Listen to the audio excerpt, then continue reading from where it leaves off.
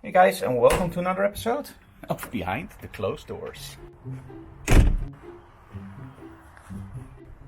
And believe it or not, it's beautiful weather in the Netherlands, and today the first workshop. And I have to be honest with you guys, I'm a little bit nervous. So it's been a long time, I think over a year that I really taught a workshop.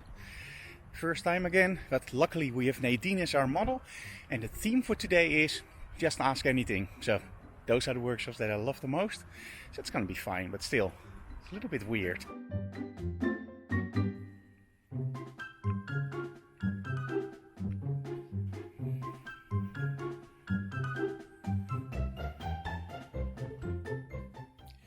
Okay, I am pretty early in the studio, but that also has a reason.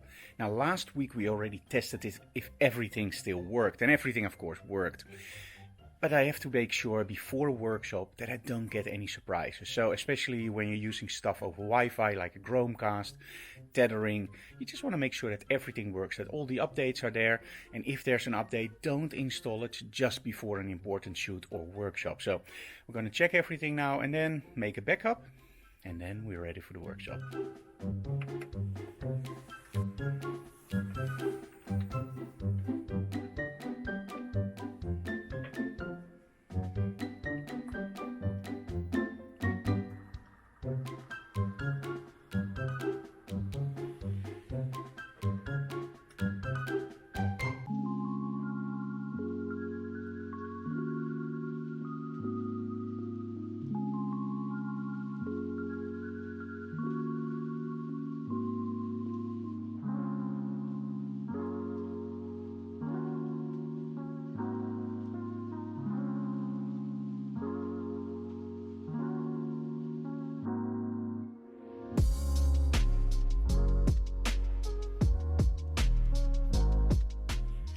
Okay guys, set number 1.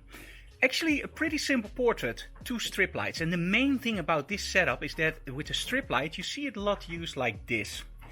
But you can also change it like this, and then you have great control because you can use one side to light the backdrop and one side to light your model. It's the inverse square law, light falls off over the distance. And by moving your model forwards and backwards, you can create more light on your model because he's getting more into the hotspot. So very simple setup. After that we actually added one more light from the back to create a very nice lens flare. And the lens flare in my images are so cool because we're using a special filter, the black mist filter from K&F. It's a really cool filter and it creates a beautiful atmospheric effect. So that was set number 1.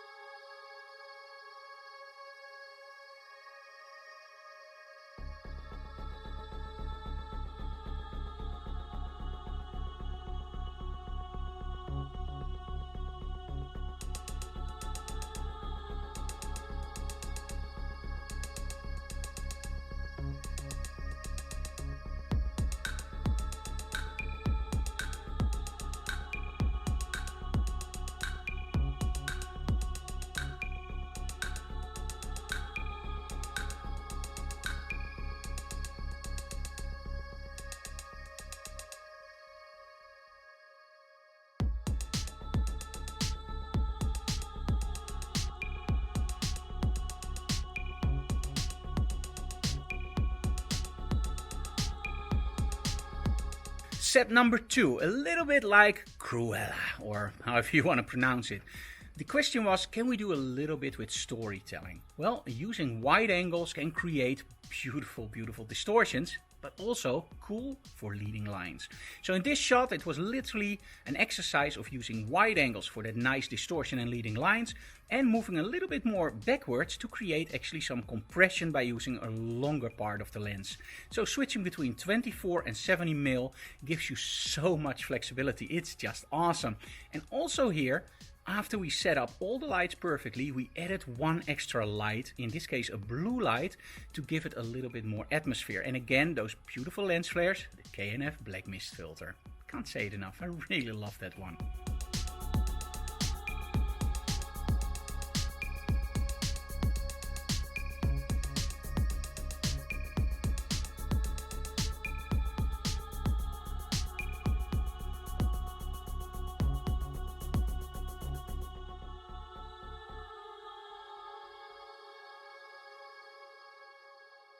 Now, of course, we love giving away stuff. So in this case, in this video, we're going to give away 3 things from our partners at PhotoWhoa. The first thing, well, it's going to be cool if you do street and travel photography, because we have one-click adjustments for street and travel photography. Make your images more contrasty. We'll leave the links in the comments below. And we're going to show you the slide now. And during this vlog, there are 2 more I'm going to give away for you guys.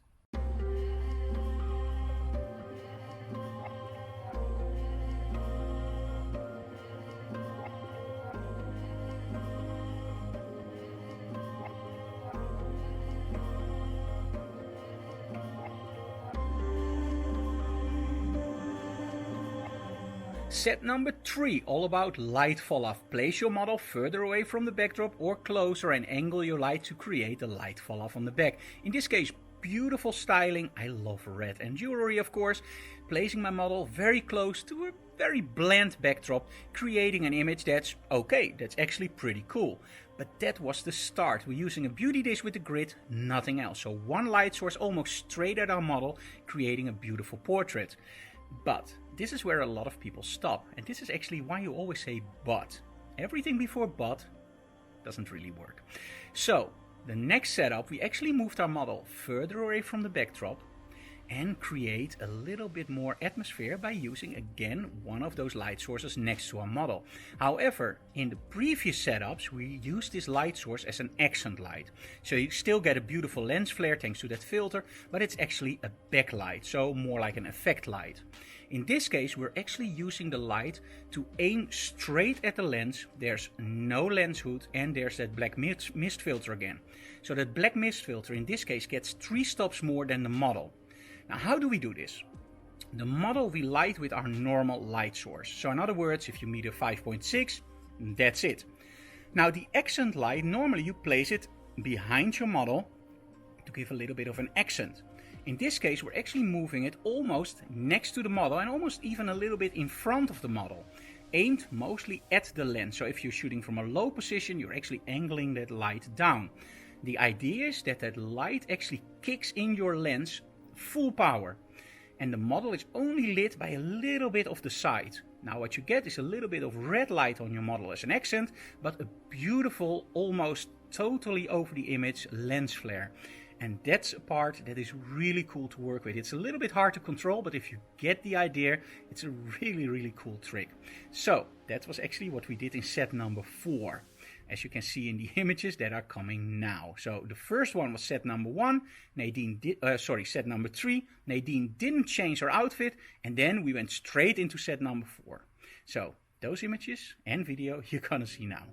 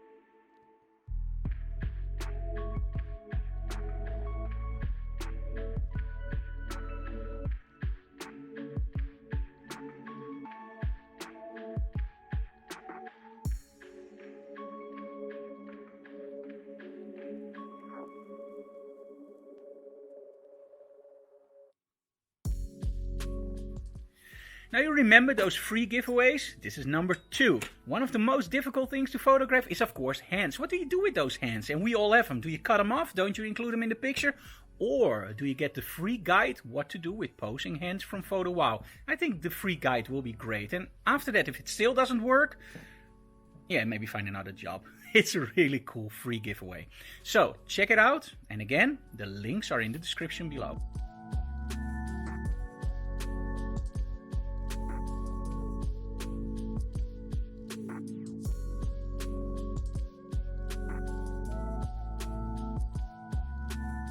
Okay guys, that was it for today. It was awesome to teach a workshop again. It's been almost a year, I think, that we did a workshop with a group. So yeah, and we still have a lot of things, of course, that are different. Like, for example, wearing a mask when you're close to the model, taking your distance to the model, at least 2 meters, having all the students 1.5 meters away from each other, no direct contact. It's a little bit weird, but let's be honest, it's just cool that we can do a workshop again. And in the studio, we also did a lot of adjustments. So let's just turn around. We have our cleaning station here. And all the doors, normally, of course, you open them up with your hands. All the doors in our studio have these handles. And now you can actually do it with your elbow. So that works way better. And of course, a lot of cleaning products. Okay, well, that's what we have to work with nowadays. Thank you so very much for watching, guys. And the week is already done. And I'm ready too. So we're going to enjoy our weekend. I'm going to edit the vlog on Sunday. So on Monday you're going to see the images and of course the vlog. And that's actually today because now you already see the video. If you have any questions, leave them in the comments below. If you have any suggestions, they're welcome too. Hit that bell notification to get a notification when we go live or upload a vlog. And of course tell other people about our channel so we can grow. And smash that like button. Thank you so very much for watching, guys. Remember that promise from free giveaways? I said 3, right? You already got 2. This is number 3. Free Lightroom presets for portraits. What's more fitting, right? So, this is the slide. Check the link below for your free presets for portraits. We all love free presets, right? Heck, we love free stuff, right? So get it online from our partners at PhotoWhoa. Back to our regular programming. And see you again next time. Bye-bye.